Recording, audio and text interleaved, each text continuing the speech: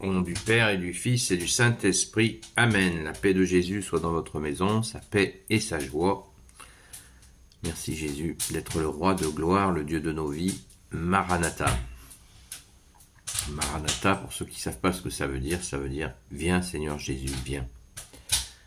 Saint Évangile selon Saint Jean, chapitre 7, versets 1 à 30. Après cela, Jésus resta en Galilée, passant d'une place à l'autre. Il ne voulait pas circuler en Judée, car les Juifs cherchaient à le tuer. La fête des Tentes, une des fêtes juives, était alors toute proche, et ses frères lui dirent « Ne reste pas ici, monte en Judée. Tes disciples là-bas ont besoin de voir les œuvres que tu fais. On ne se cache pas quand on veut être connu.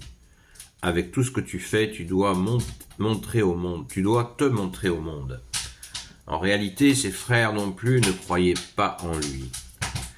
Jésus leur dit, « L'heure pour moi n'est pas encore venue, tandis que pour vous, c'est toujours le moment favorable.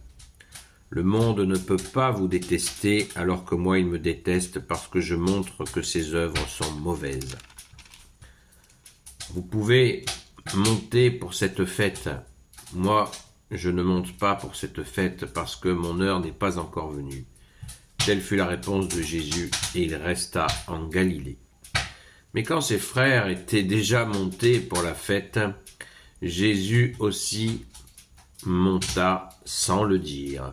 Et comme en secret, les Juifs le cherchaient donc au milieu de la fête, et ils demandaient « Où est cet homme ?» Dans le peuple, on parlait de lui à voix basse. Les uns disaient « C'est un homme bien », d'autres répondaient « Pas du tout, il trompe le peuple. » Mais personne ne parlait de lui ouvertement par peur des Juifs.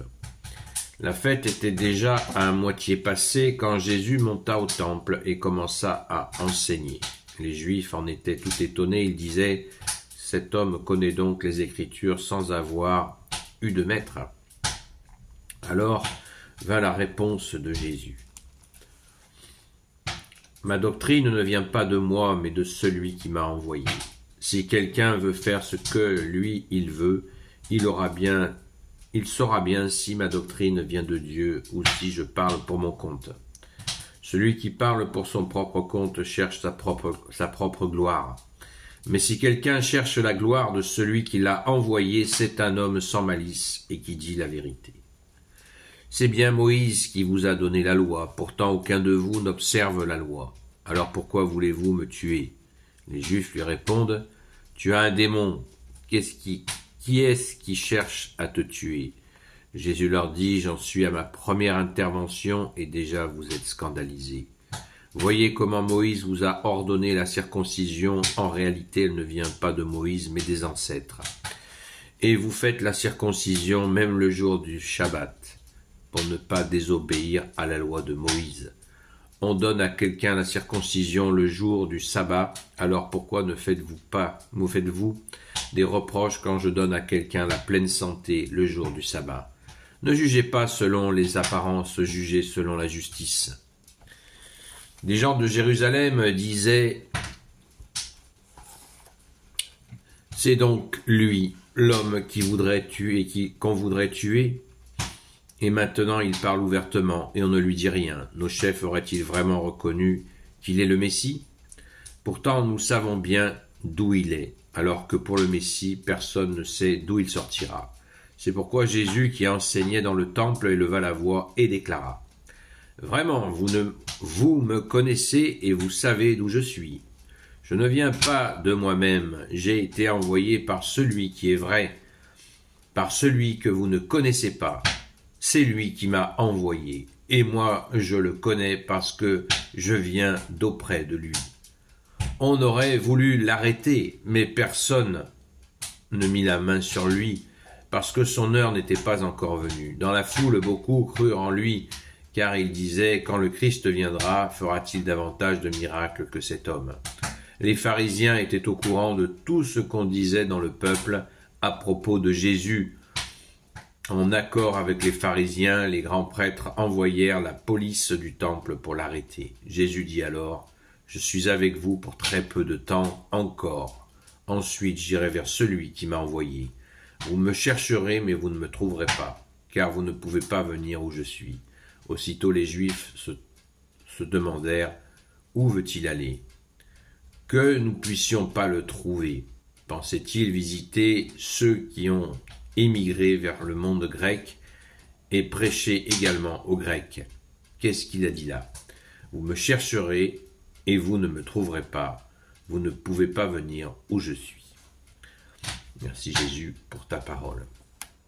Voilà, j'ai lu le paragraphe, pas le chapitre, le paragraphe entier.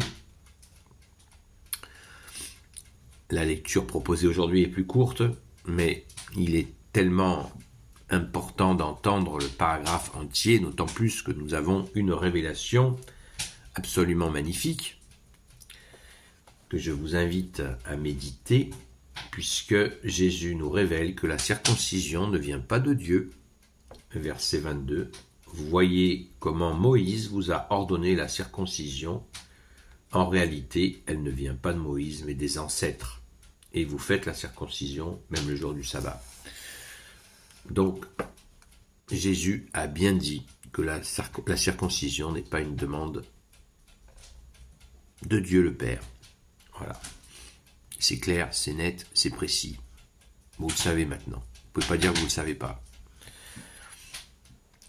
Merci Jésus d'être le roi de gloire, le Dieu de nos vies, le chemin, la vérité et la vie. Merci Jésus.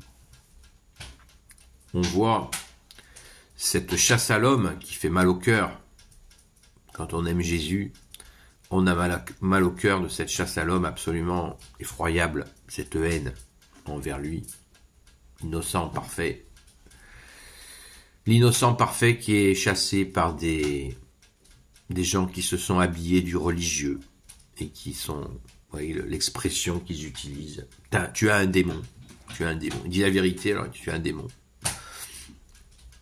Méfions-nous de 2024, car certaines personnes, pas avec la même malice que cela, mais disent des fois, celui-là il a un démon. Celui-là même c'est un démon. Des gens disent ça de nos jours. Ne participez pas à ça. N'exprimez pas ça. C'est absolument détestable. Et cela horrifie, bien sûr, Jésus. On ne peut pas condamner qui que ce soit. Il faut pas. Nous avons l'interdiction formelle de maudire les gens et c'est une forme de malédiction. À éviter, évidemment. Alors écoutez bien au chapitre 16, ma doctrine. Alors vint la réponse de Jésus. Ma doctrine ne vient pas de moi, mais de celui qui m'a envoyé. Les gens des fois s'offusquent en disant, quand on parle de la doctrine de Jésus, ben oui, la doctrine de Jésus, c'est la doctrine de Jésus, bien sûr. Il est le Verbe de Dieu, il s'exprime, c'est sa doctrine. Alors vint la réponse de Jésus, ma doctrine ne vient pas de moi, mais de celui qui m'a envoyé. Si quelqu'un veut faire ce que lui il veut, il saura bien si ma doctrine vient de Dieu ou si je parle pour mon compte. Celui qui parle pour son propre compte cherche sa propre gloire, mais si quelqu'un cherche la gloire de celui qui l'a envoyé, c'est un homme sans malice et qui dit la vérité. Voilà. Merci Jésus d'être sans malice et de dire la vérité. Amen. Gloire éternelle soit au Père et au Fils et au Saint-Esprit, maintenant et toujours, et pour l'éternité. Amen.